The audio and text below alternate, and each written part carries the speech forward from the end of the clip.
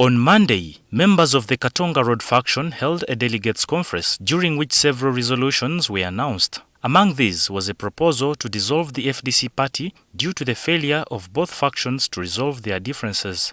That the process of dissolving the Forum for Democratic Change political party should commence in accordance with the provisions of Article 36 of the FDC Constitution.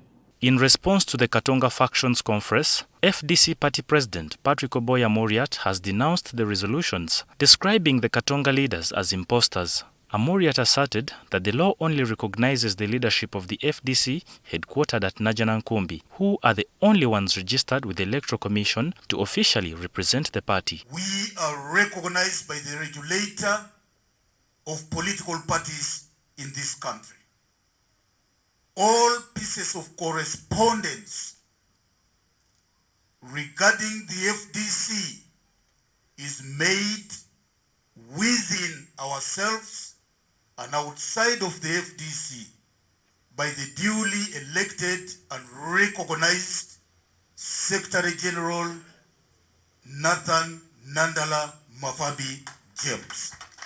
The Katonga Factions Delegates Conference was convened by FDC Party Chairman Waswa Birigwa, who under the FDC Constitution is the only official authorized to call such a meeting, despite a recent court ruling that affirmed Birigwa's position as the legitimate party chairman following a case brought by a former party member who had accused Birigwa of impersonation and forgery. Amuriat continues to dismiss Birigwa's legitimacy. He has described the recent Delegates Conference as nothing more than a gathering of attention seekers. Whereas under our constitution, it is a chairman that is authorized to convene National Delegates Conference.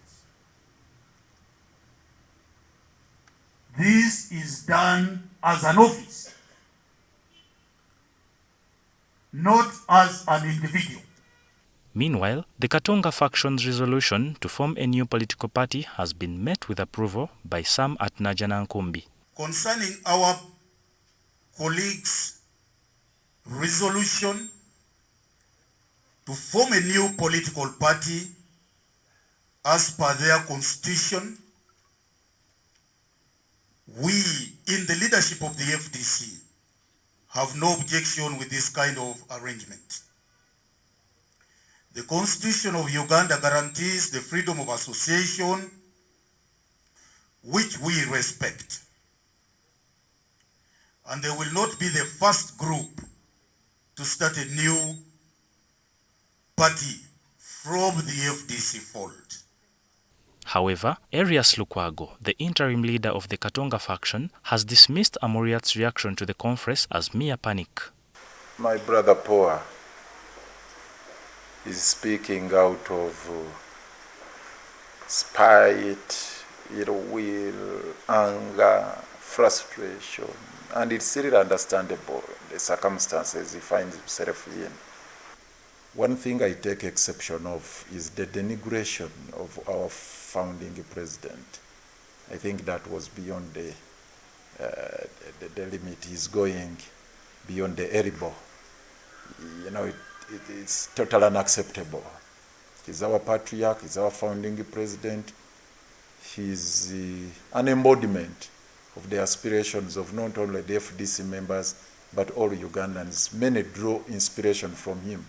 Alice Alaso, the former Secretary General of FDC, notes that the party's constitution does allow for dissolution if leaders agree to it, but she has emphasized that there is a complex legal process that must be followed before such a decision can take effect. When the present leadership of FDC has failed to hold all of us together so that we continue to have hope that even when we are away, they will advance the aspirations, they will hold our property. You know, the headquarters is also my property. I put there lots of money as an individual and many others.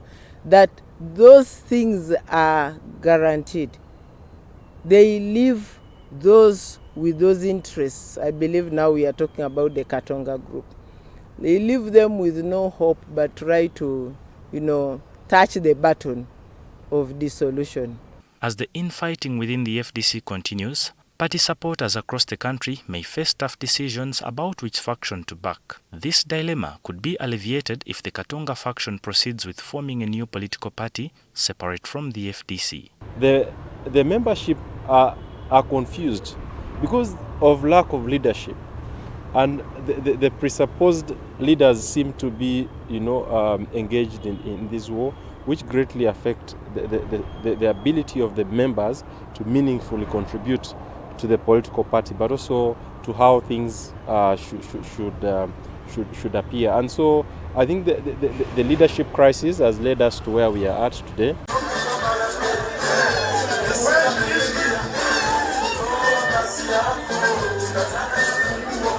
David Ijo, NTV, Tonight.